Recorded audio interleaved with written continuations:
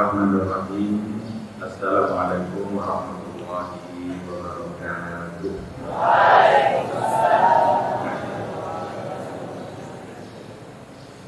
Alhamdulillahilladzi syarrafana bil ilmi wal iman, kama syarrafana bil istighfari min zalikal ilmi wal iman, wa kama syarrafana aidan bil taqwim bil zalikal ilmi wal iman.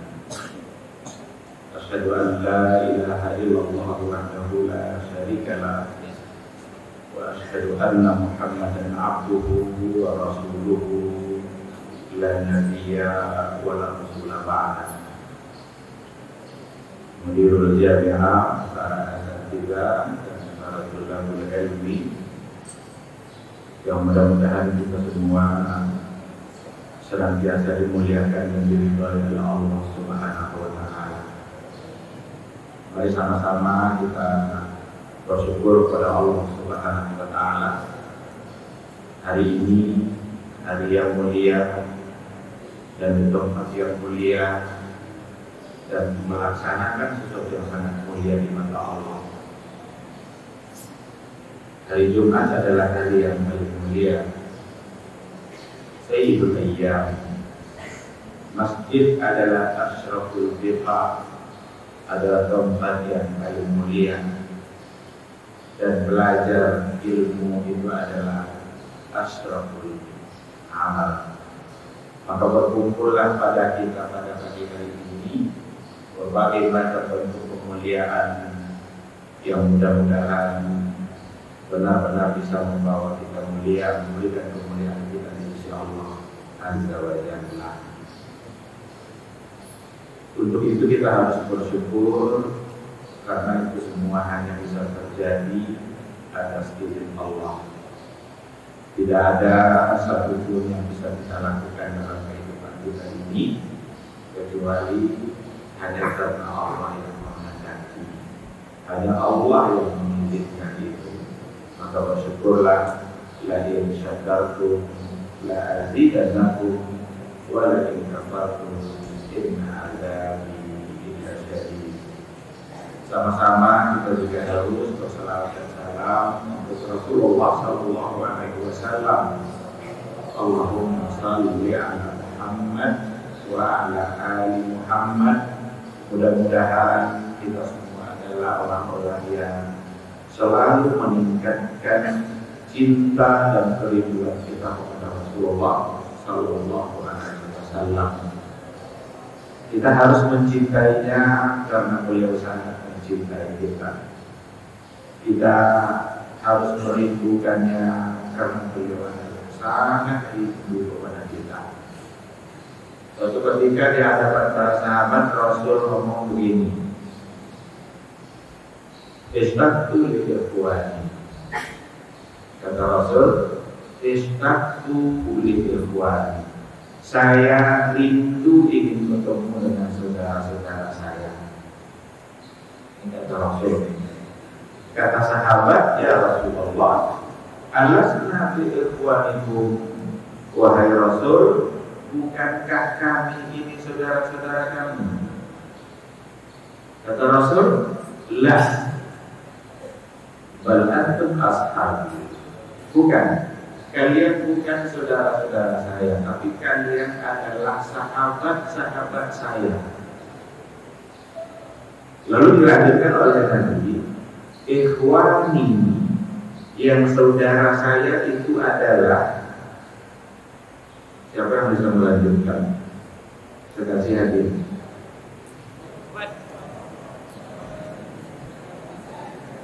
Saudara saya adalah, kata Rasul, siapa itu? Siapa yang bisa melanjutkan anak-anakku tulabul ilmi? Yang bisa menjawab, kasih hadiah.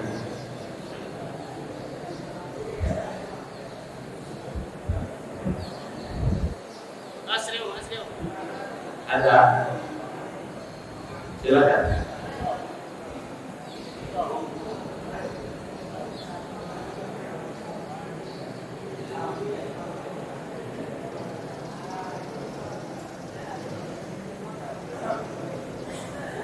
Allah. Jadi la balaghatul asal ikhwani dan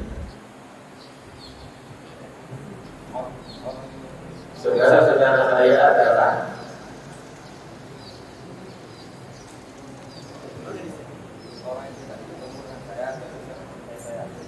orang yang tidak bertemu dengan saya tapi sangat mencintai saya. Alladzina lam yarawni wa yu'minuna bi. Mereka-mereka yang tidak pernah melihat saya, tidak bertemu dengan saya, wa yu'minuna bi, tapi mereka beriman dengan saya. Tapi mereka mencintai, beriman mencintai, itu insya Allah maknanya sama. Jadi kasih tahu buku. Ini buku barangkali belum terlalu penting sekarang ya, tapi ini buku usul fikih. Ya, alhamdulillah saya tulis sendiri tentang kajian usul fikih. Cobalah membaca sesuatu nanti yang lebih di atas pelajaran kita. Kita akan menambah motivasi nanti Allah untuk mendapatkan ilmu.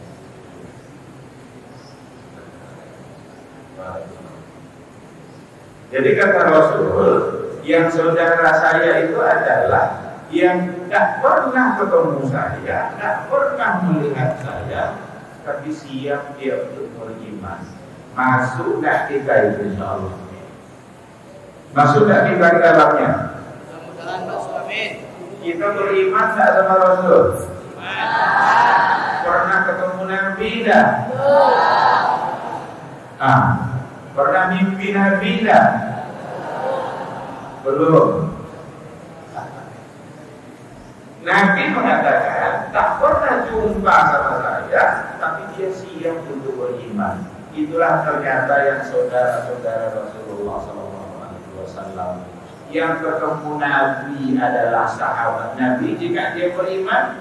Yang tak ketemu Nabi jika beriman, itu adalah saudara-saudara Rasulullah SAW. Jadi kita dapat kemuliaan. Maka pantas dan wajar kita merindukan Rasul karena dia sangat rindu kepada kita. Kita harus mencintai Rasul karena dia sangat mencintai kita. Khusus terkait dengan persoalan belajar, saya ingin memberikan beberapa nasihat juga. Yang pertama adalah ikhlaskan niat karena Allah Subhanahu wa Ta'ala. Tingkatkan motivasi dan tekad kita dalam menuntut ilmu.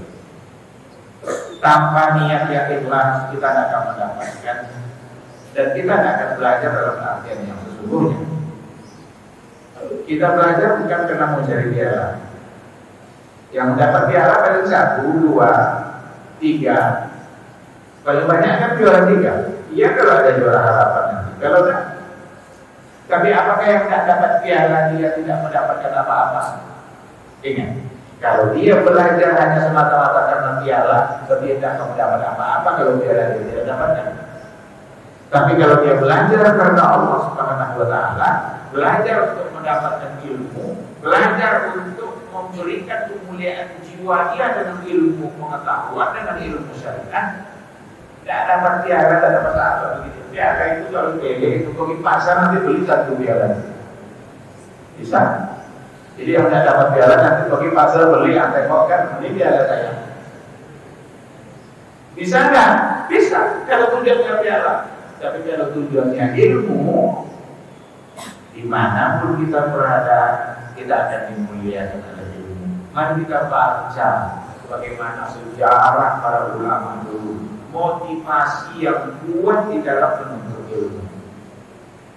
Jauh berbeda fasilitasnya dengan kita hari ini.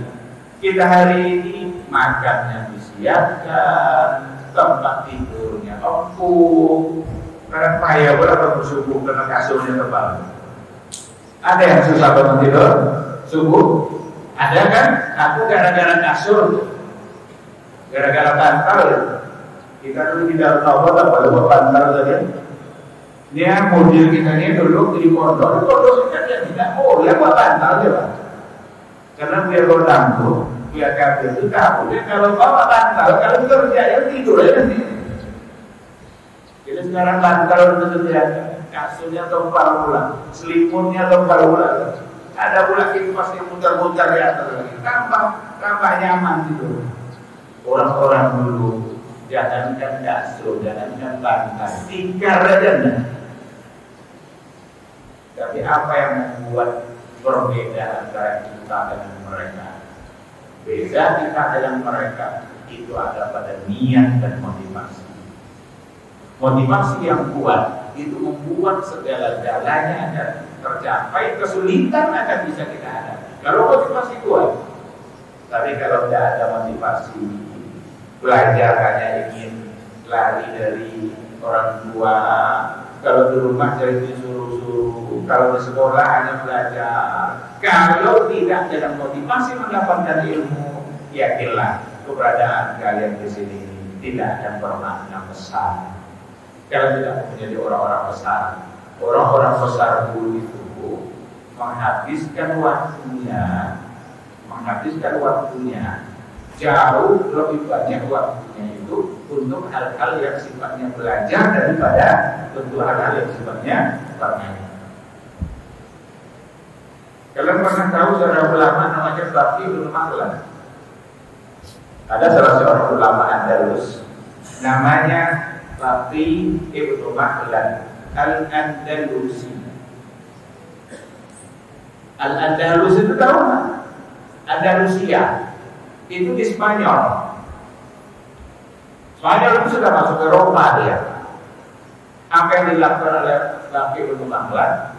Jalan kaki dari Spanyol ke Baghdad, Irak.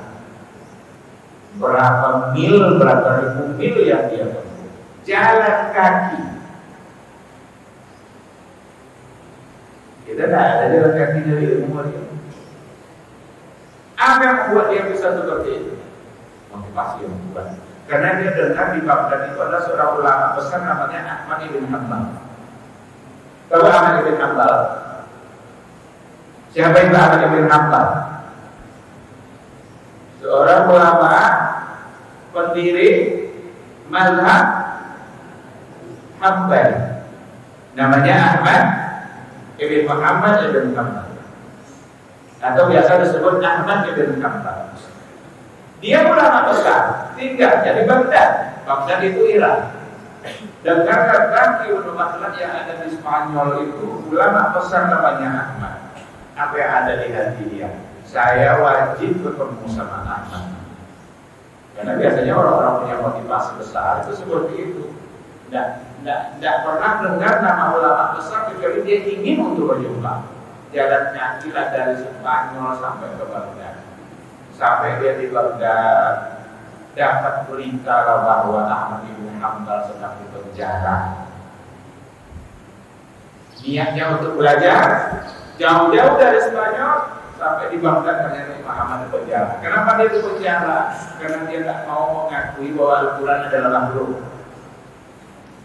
Jadi kan dipaksa Quran makhluk, tidak katanya, langsung penjara. Saat itu dia datang penjara rumah, dia dalam rumah tak boleh keluar, tak boleh ngajar.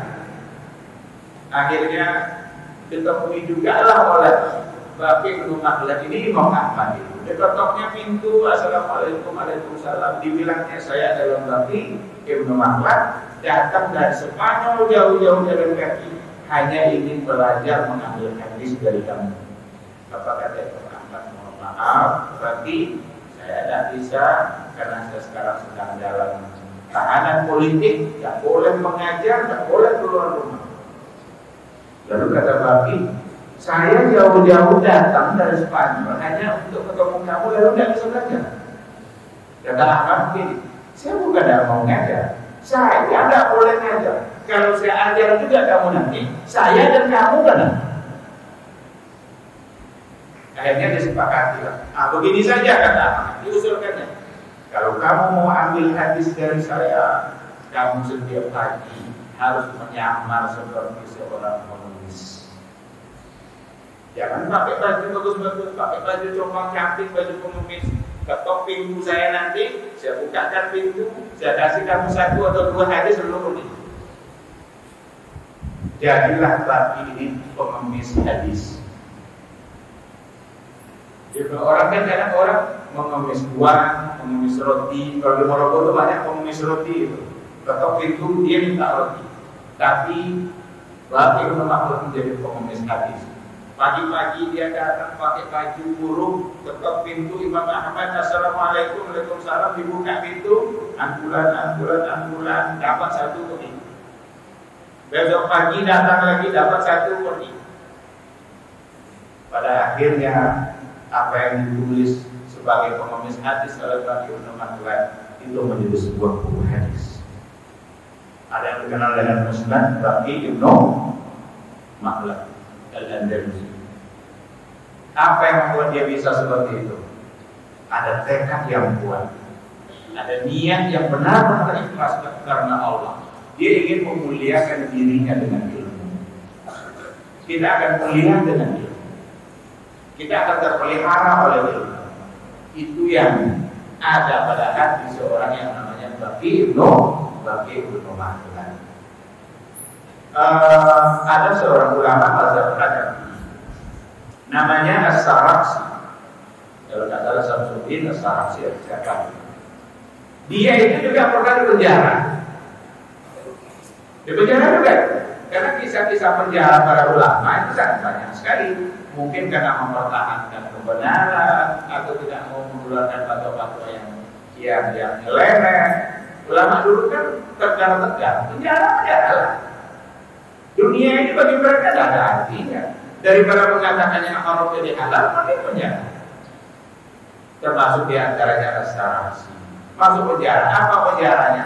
Penjaranya digali tanah, digali sumur dalam. Sarakhsi masuk dalam. Di situ dia di penjara. Tapi karena dia sebagai seorang ulama besar, ilmunya banyak, orang tetap memerlukan dia. Datanglah murid-muridnya untuk belajar di bibir apa tadi itu, lubang tadi itu. Dia menceritakan ilmunya dari bawah, muridnya di atas sana mencatat. Disampaikannya ilmu dari bawah, muridnya di atas mencatat. Jadi tak hilang semangat belajar mereka dengan kondisi seperti itu. Mau dari dalam tanah, mau dari dalam penjara, mau dari pengemis hadis, itu bukan halangan bagi mereka untuk menuntut ilmu. Hari ini tidak ada orang yang belajar seperti itu. Hari ini kita sudah dimanjakan oleh fasilitas-fasilitas yang ada. Untuk mendapatkan hadis tidak perlu jalan jauh-jauh. Dulu ada yang berjalan dari Madinah ke Mesir untuk mendapatkan satu hadis Nabi lain. Sekarang kami ada seperti itu. Tapi yang kurang adalah motivasi, niat yang ikhlas karena Allah. Maka saya ingin mengajak kita bersama, mari kita tingkatkan semangat belajar kita. Mari kita ikhlaskan niat kita. Belajar ini bukan untuk dunia. Dunia kita sudah diatur oleh Allah. Kalian nanti kalau sudah besar pasti makan. Tidak usah takut. Kita belajar bukan untuk cari makan. Itu kerja Allah itu. Jangan dicampuri kerja Allah. Biarkan Allah melakukan kerjanya sesuai dengan keadaannya. Tapi kita harus kerjakan apa yang harus kita lakukan. Apa yang harus kita lakukan? Belajar, muliakan diri kita. Soal kerja, soal rezeki, Allah Subhanahu wa Ta'ala sudah mengatur.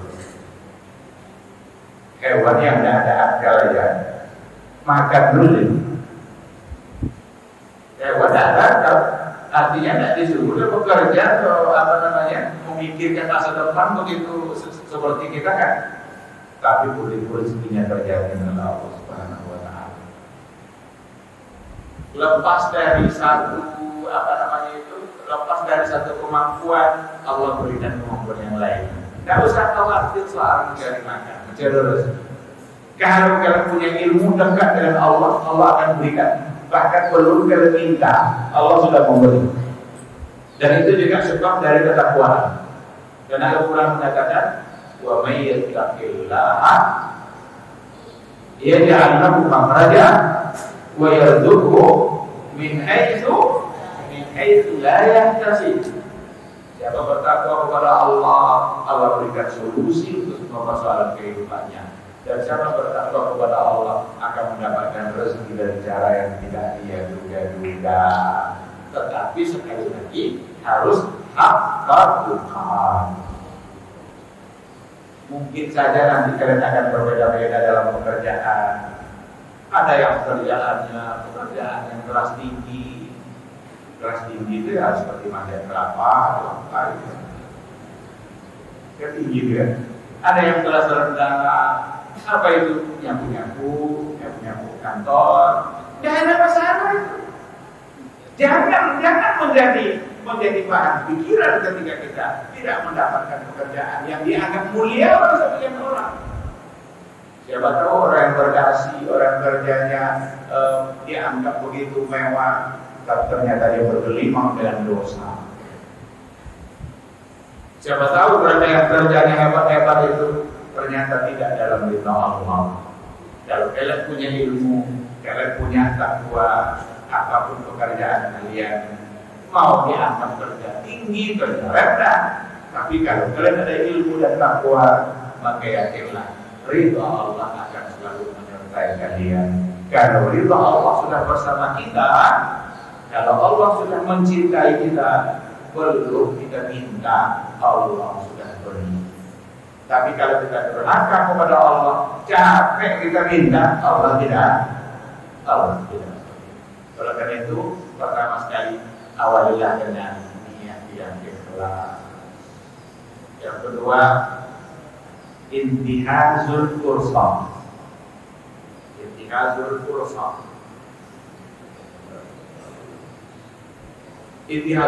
apa? Memanfaatkan peluang-peluang yang ada, semua harus menghasilkan ilmu. Saya ingin katakan begini saja. Kalau seandainya dalam satu hari ada satu ilmu baru yang kalian dapatkan, tidak usah banyak-banyak.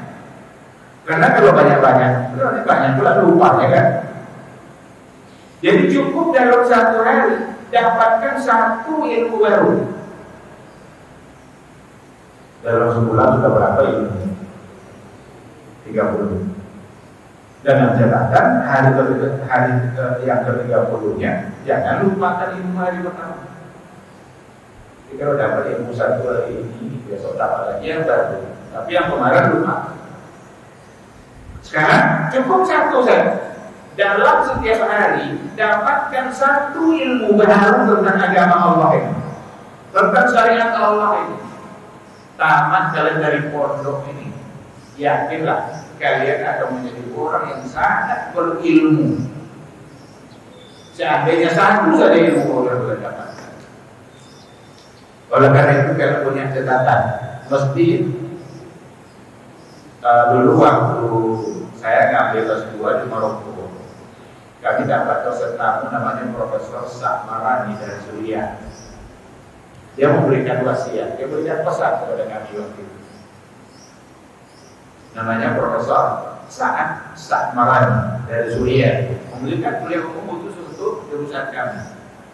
Dia bilang begini, media yang paling mudah bagi kita untuk mempertahankan ilmu di kepala kita hanya dua. Pertama kertas, yang kedua satu pena. Maka upayakan di kantong kalian ada pena dan ada kertas. Setiap kali kalian mendapatkan ilmu baru, catat. Dimanapun kalian berada, di puncak gunung pun kalian berada, tapi ada pena dan ada kertas, kalian akan bisa mempertahankan ilmu yang kalian miliki. Catat, itu kata beliau. Adapun HP, adapun laptop itu kalau bagus baterai nggak mau. Kalau HP di puncak gunung kita tidak ada sinyal, tidak ada. Jadi kalau ada pena, ada kertas, satu kertas, satu pena. Setiap kali kalau mendapatkan satu ilmu, catat. Dalam akan ingat itu. Kalau dalam kumpulkan catatan itu nanti setelah dalam dewasa, siapa tahu itu bisa dalam catat ulang dan ternyata itu akan bisa menjadi ilmu bagi kalian dan juga bagi orang lain. Tapi kalau setiap kali ilmu yang kita dapat tidak kita catat, hilang dia, mungkin akan sulit untuk dikembalikan kepada ingatan kita. Sulit kita untuk mengingat kembali apa yang tadinya kita dapatkan. Nah, maka istihadul fursah itu menjadi sesuatu yang sangat penting sekali. Dalam buku ini sebenarnya ada banyak sekali contoh bagaimana istihadul fursah itu. Di antaranya ziaratul maktabah wal ittila' wa tarkil fadil. Sering berkunjung ke perpustakaan. Pondok kita ada pustaka, pondok kita ada pustaka. Coba, siapa di antara kalian yang waktu-waktu kosongnya pikirannya ingin ke pustaka? Ada tak ya? Orang-orang yang kalau ingin memanfaatkan waktunya, waktu kosong yang dia miliki, pikirannya adalah bangsa. Kalian tahu Syekh Al-Albani, Nasruddin Al-Albani, seorang ulama besar, muhaddisul asar, yang memiliki buku-buku hadis. Ada yang tasrihul hadis, ada yang tad'if, ada yang silsilah sahihah dan dhaifahnya. Beliau benar-benar memanfaatkan waktunya di pustaka. Maka jadi ulama besar dia sebagai seorang ayah, dia tentu perlu kerja mencari nafkah. Dia kerjanya adalah Islam besar. Dia memperbaiki jam, ahli jam ya. Kalau ada jam orang rusak ada yang memperbaiki. Dia perkirakan begini. Kira-kira kebutuhan rumah tangga hari ini berapa dirham kira-kira? Kalau umpamanya kebutuhan hari ini hanya 50 dirham, dia mulai kerjanya di pagi hari jam 7 atau jam 8. Nanti dapat dia 50 dirham itu jam 9 umpamanya. Jam 9 sudah dapat 50 dirham. Ditutupnya kerjanya. Berarti untuk hari ini selesai kebutuhan. Lalu apa setelah yang dia lakukan? Dia pergi ke pustaka. Dia baca itu buku hadis. Istilah, mubalah. Itu yang dilakukan. Jadi benar-benar waktunya habis di pustaka dan membela agama Allah. Ternyata Allah memberkahi waktunya. Kalau keberkahan Allah yang sudah bicara, itu membuat sesuatu yang mustahil itu menjadi mungkin. Tapi kalau kita mengandalkan kemampuan dan keahlian kita yang mungkin pun dalam pikiran kita mungkin tidak terjadi.